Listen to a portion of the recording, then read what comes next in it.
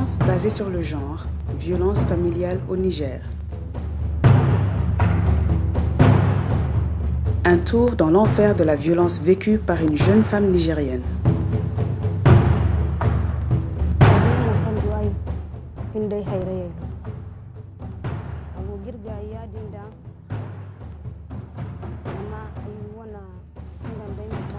Ma vie a commencé à basculer au sein de ma propre cellule familiale, avec le mari de ma mère, un homme qui m'a élevée depuis que j'étais toute petite et qui pour moi était mon père. En effet, je n'avais que 3 ans lorsqu'il a épousé ma mère. Il m'a donc élevée jusqu'à ce que je grandisse. Quand j'atteins l'âge de 15 ans, beaucoup d'hommes se présentaient chez moi pour me demander en mariage. Mais mon père refusait toujours en disant qu'il n'était pas prêt à me donner en mariage. Il faisait des histoires jusqu'à ce que le prétendant se décourage et ne vienne plus. Je n'arrivais pas à le comprendre. Ma mère ne disait rien parce qu'elle avait peur de cet homme, son mari.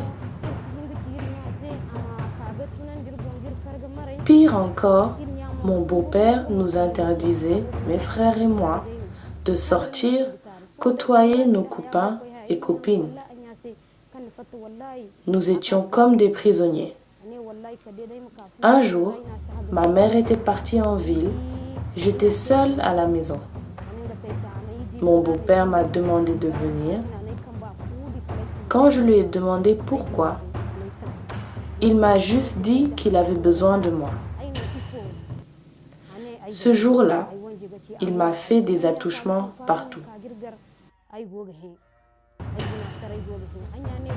Après, il m'a menacée en me disant que si jamais je racontais cela à quelqu'un, il allait me tuer et qu'il allait tuer ma mère aussi.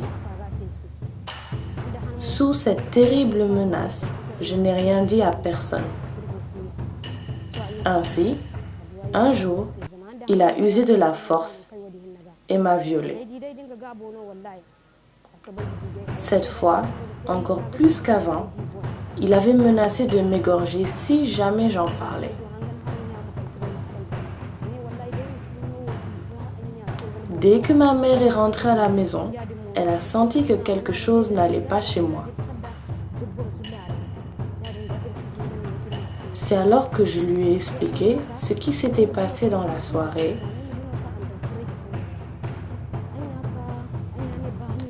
Le viol par mon beau-père étant pour elle une chose dont elle ne pouvait jamais parler, elle a décidé de se taire et de souffrir en silence. Les jours passaient et mon beau-père continuait à me violer jusqu'à ce que je tombe enceinte et qu'un enfant naisse de cette relation incestueuse. Le comble fut que mon beau-père me battait violemment et fréquemment pour que je révèle à ma famille l'auteur de ma grossesse, ce que je n'osais pas dire.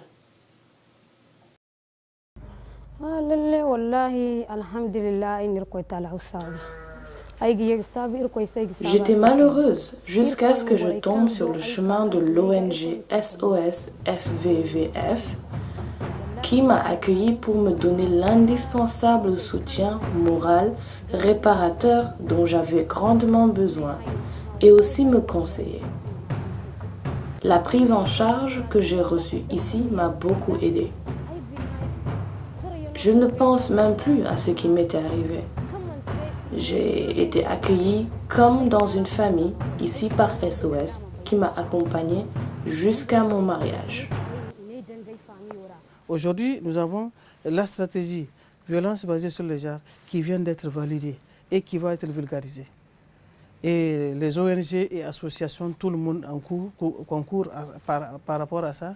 Il y a aussi les partenaires techniques et financiers qui soutiennent, n'est-ce pas, cette stratégie. Et là, nous disons que vraiment au Niger aujourd'hui, on peut se dire très satisfait parce que l'engagement de l'État est encore accompagné par des ONG, par des associations, par des partenaires techniques et financiers et par les femmes elles-mêmes.